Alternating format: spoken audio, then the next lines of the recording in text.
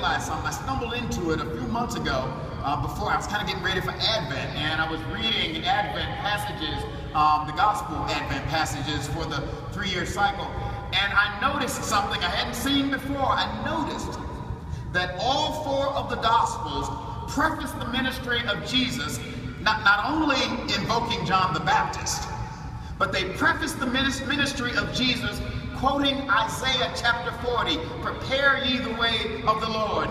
Make straight the highway, make straight a highway for our God." And if you look back, go back from the Gospels, which just give you a little tidbit, go back to Isaiah 40, and Isaiah says, "Prepare ye the way of the Lord, for every valley shall be exalted. Every mountain and hill made low, the crooked straight and the rough places are plain, and in this the glory of the Lord shall be revealed, and all flesh shall see it together." Oh, the Bible's trying to tell us something about Jesus. This brother didn't come into the world to leave it the way he found it. He came to change it until valleys are lifted up and mountains are brought down, until the world is righted the way God dreamed it, and the landscape of our reality and lives is changed. The story behind Isaiah 40, and I won't go into all the details, is that the people of God found themselves free one day and in slavery the next. This time it was not the slavery of Pharaoh's Egypt. This time it was the slavery of exile in Babylon. For indeed, in the year 586 BC, the armies of Babylon began a prodigious march of conquest throughout the Middle East. Eventually they came to Palestine. They razed the countryside, moved toward and fought their way to Jerusalem, breached the walls of the holy city, entered the city and burned much of it and killed people. They entered the sacred temple that Solomon had built and desecrated it. And then they took many of the leading citizens off and they carted them off to Babylon, where they made virtual slaves of them. It was a nightmare. In Babylon they sang, and old slaves used to sing, "Sometimes I feel like a motherless child, long, long way from home." In Babylon, one of their poets wrote, "By the waters of Babylon, we sat down and we wept when we remembered the Zion, when we remembered what it was like to be home." How should we sing the Lord's song in a strange land? And then it happened.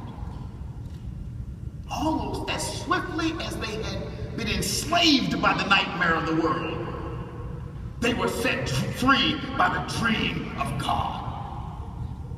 See, the Babylonians who had conquered got conquered themselves.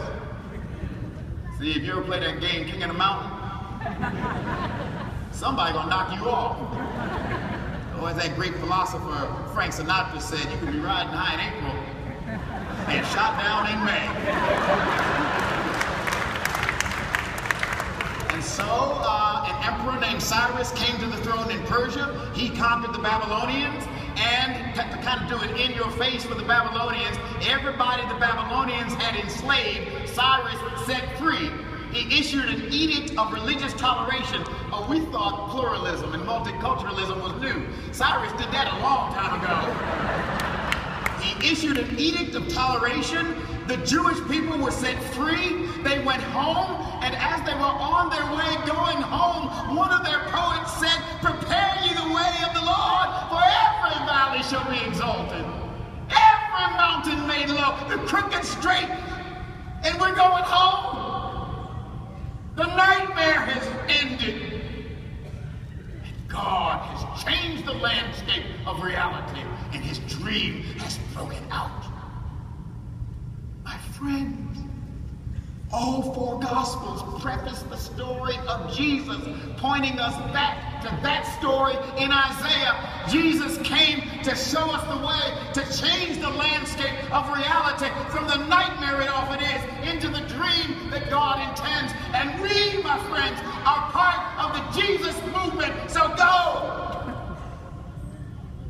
Now, if you still don't believe me, go see the movie.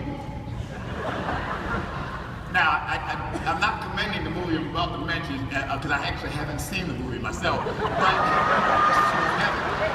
But it's the movie Son of God. It came out about a year ago, if I remember correctly, about a year ago. And it kind of got eclipsed because Noah with Russell Crowe came out at the same time. And everybody knows that would certainly have told the story accurately. Anyway, the movie Son of God, again, I'm not commending it because I haven't seen it, so I don't know. But the trailer is really good. And in the trailer, there's this one scene, and it's where, you know, Hollywood, they've conflated several biblical versions. But the story of Jesus calling Simon Peter. And Peter is, you know, he's fishing in the Sea of Galilee. And Jesus comes along, and Peter's not catching any fish. And so you can see he's frustrated, and Jesus kind of comes along and you know, says something like, "What are you doing, brother?" And you know, you can kind of see Peter's expression. Sometimes when you read the Bible, read between the lines. Imagine what the expressions were like when Jesus says, "Well, what are you doing?" And Peter says, "I'm obviously fishing." And then Jesus says, "Well, why don't you put your net on the other side of the boat?" And you know, Peter's been there all day, and we can assume he probably did know something about Jesus and knew the brother was a carpenter, not a fisherman. And therefore, he was probably figuring, you don't know a thing about this, but what I've been doing all day is not working, which is a parable for the church today, but I'll deal with that later on.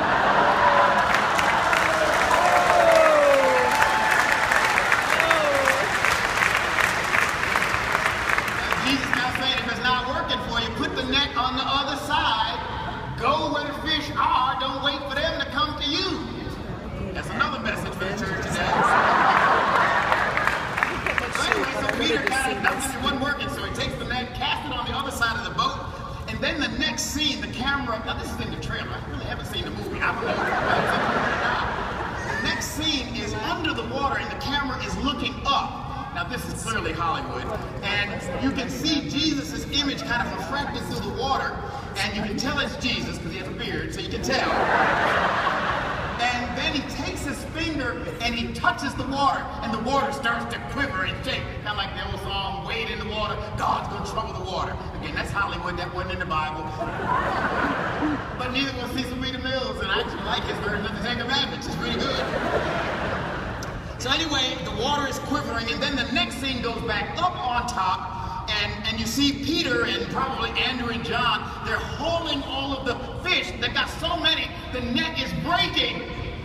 Notice they listened to Jesus and caught more fish than they did when they were doing it on their own. That's another message, we'll talk about that later. Anyway, they're trying to pull up all these fish, and then Jesus comes along and says, "Peter, now come and follow me." Now again, imagine what was going through Peter's mind. I'm finally catching some fish, and now you want me to follow you. And then, you know, Jesus says, "Come on, follow me." And then Peter said, "Well, where are we going?" And Jesus says, "To change the world." God came among us in the person of Jesus of Nazareth to change the world. To change it from the nightmare it often can be into the dream that God intends. He came to change the world, and we have been baptized into the triune God and summoned to be disciples and followers of this Jesus to participate in God's work, God's mission of changing and transforming this world. We are the Jesus movement now.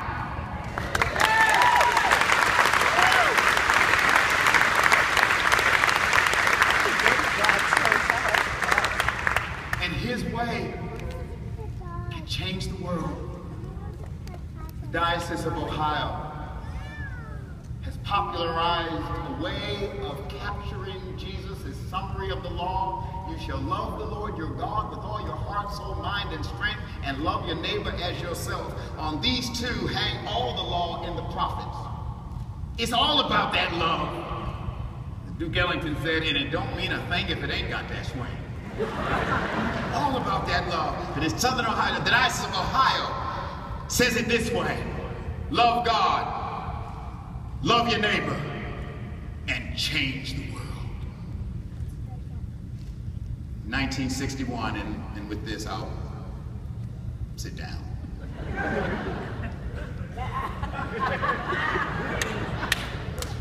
I will. In May of 1961, now Congressman John Lewis was one of the Freedom Riders. He was a young man. He, together with other young men and women, black and white, were Freedom Riders who dared to trust the recent Supreme Court decision with regard to interstate transportation, seeking to end and eradicate Jim Crow in our land.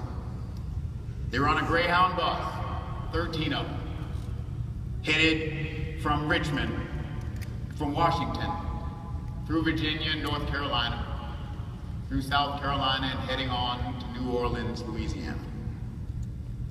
When they stopped in Rock Hill, South Carolina, just to fill up the tank, go to the bathroom, get something to eat, they were met there by hooded night riders. They were met there by those who had earned a cross for hatred instead of the reason for that cross, love. And they were beaten, many of them nearly beaten to death. John Lewis was beaten not only there, but then on that Edmund Pettus Bridge in Selma. He bears on his body the marks of Jesus, and so do so many others. Now fast forward, 48 years later, John Lewis is a congressman from Georgia. One of his aides tells him that there's a man named Edwin Wilson who wants to meet him. Mr. Wilson came in, and he met John Lewis, and he said, "I'm one of the men who beat you and the other Freedom Riders in Rock Hill in 1961. And I've come to apologize and to ask you to forgive me." And Lewis forgave him. He said in the book where he told the story, "I accepted the apology of this man who physically and verbally assaulted me. But this is the testimony to the power of love. The power that can overcome hatred. This is what Jesus taught us to do. God came among us in the person of Jesus to reconcile us with God, to reconcile us with each other, and in so doing, to change the world. We've got a day of crisis before us in this country. We've got a day of crisis before us in this global community. We have enormous challenges before us as church and followers of Jesus. But as St. Paul said in Romans, with God before us, who can be against us? Or as Bishop Barbara Harris said, how you like that? Paul and Barbara Harris. That's pretty good. As Bishop Barbara Harris said, the God who is behind us is greater than any problem that is ahead of us.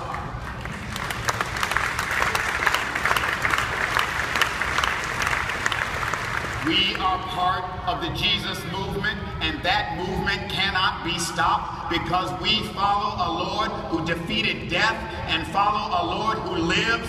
We are part of the Jesus movement, and he has summoned us to make disciples and followers of all nations and transform this world by the power of the good news, the gospel of Jesus. And look at us. We're incredible. I mean, some of us, have you seen all the babies crawling around this convention? They're all over the place. Some of us are babies. Some of us are children. The children are right here. You can't see them. Hey, guys. Hey, they're waving. All right. Some of us are children. Some of us are young people. They may have gone, but they've been here. They've been here. Some of us are young adults, and they've been here, and they're going to change this world. Some of us got AARP cards. I do. And some of us, help me Jesus, some of us are Republicans. And some of us are Democrats. But if you've been baptized into the triune God, you are a disciple of Jesus, and we are all in the Jesus movement.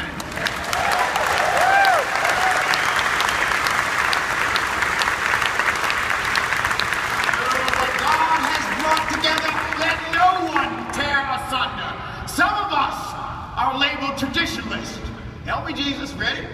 And some of us are labeled progressive. But I don't care whether your label is traditionalist or progressive. If you've been baptized into the triune God, you're in the Jesus movement. I'm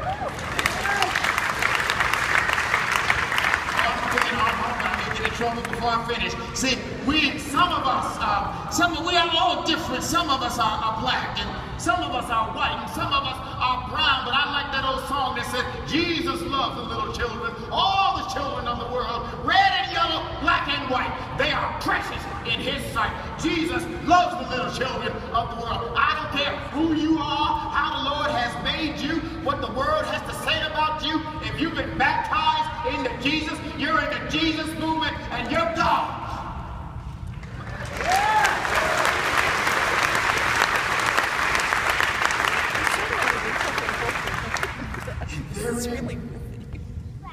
Maybe the gospel message of hope for the world. There's plenty good room. Plenty good room. Plenty good room for all of God's children. For in the beauty of the lilies, Christ was born across the sea.